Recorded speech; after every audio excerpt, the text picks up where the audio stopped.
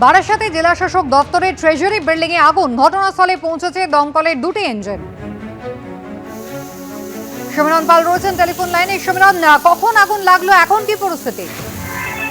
দেখো, আগুন এখন অনেকটাই নিয়ন্ত্রণে। বারাসাতে জেলা শাসকের দপ্তরের ঠিক একতলায়, সেখানে ট্রেজারি বিল্ডিং, সেখানে 9টা 15 নাগাদ ধোঁয়া দেখতে পান নিরাপত্তা রক্ষীরা। খবর দেওয়া হয় পুলিশকে, দমকলকে। দমকলের দুটি ইঞ্জিন আসে এবং প্রায় ঘন্টাখানেকেরও বেশি চেষ্টায় আগুন এখন নিয়ন্ত্রণে এসছে, কিন্তু ভেতরে কিছু কিছু জায়গায় পকেট ফায়ার রয়েছে, সেগুলো নিয়ন্ত্রণে আনার চেষ্টা করছেন দমকল আধিকারিকরা।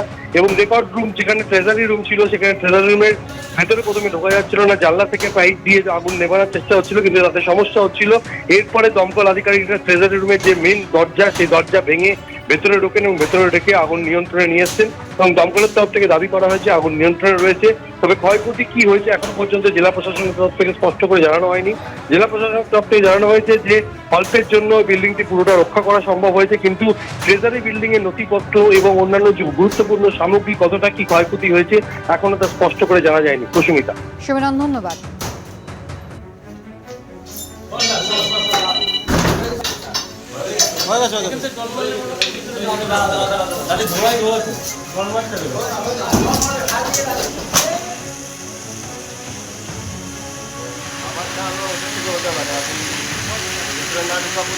হুগলির গোঘাটে একই পরিবারের 3 জনের রহস্য মৃত্যু। বাড়ি থেকে উদ্ধার এক দম্পতি এবং এক বৃদ্ধার ঝুলন্ত দেহ।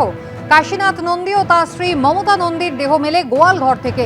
কাশীনাথের মা 75 বছরের অনিমা নন্দীর দেহ পাওয়া যায় রান্নাঘরে।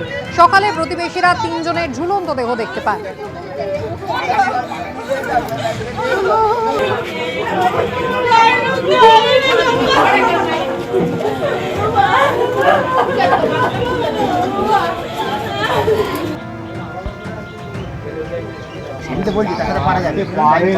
তিনজনের এক সাইডে না হবে না, তিনজনে হ্যাঁ আরামসে হয়ে যাবে, আরামসে।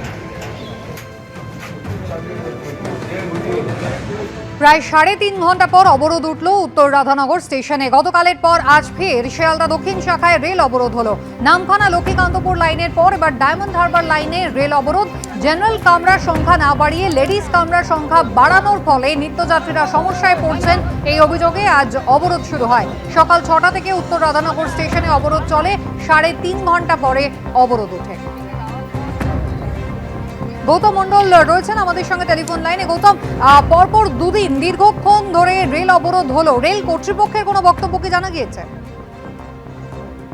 হ্যাঁ, দেখো, রেল কর্তৃপক্ষের বক্তব্য বলতে আজকে যখন রেল পুলিশের পক্ষ থেকে বলা হয়, বগড়া স্টেশনে দেখা যাচ্ছে রেল যাত্রীদের পক্ষ থেকে একটা স্মারকলিপি, গণস্বাক্ষর সম্বলিত একটা স্মারকলিপি জমা দেওয়া হয়েছে এবং রেল পুলিশের পক্ষ থেকে আশ্বাস দেওয়া হয়েছে তার স্মারকলিপি দেওয়ার পর যে তারা এই বিষয়টা নিয়ে আলোচনা করবে। যেহেতু গতকাল এবং আজ দুদিন এই শাখা শিয়ালদা লক্ষ্মীকান্তপুর এবং আজকে ডায়মন্ড হারবার লাইনে একই দাবিতে একই অভিযোগে, সেই প্রেক্ষিতে আজকে একটা স্মারকলিপি জমা দেওয়া হয়েছে পুলিশের পক্ষ কাছে এবং পুলিশ সেটা আশ্বাস দেওয়ার পরে সেই আজকের অবরোধ ওঠে।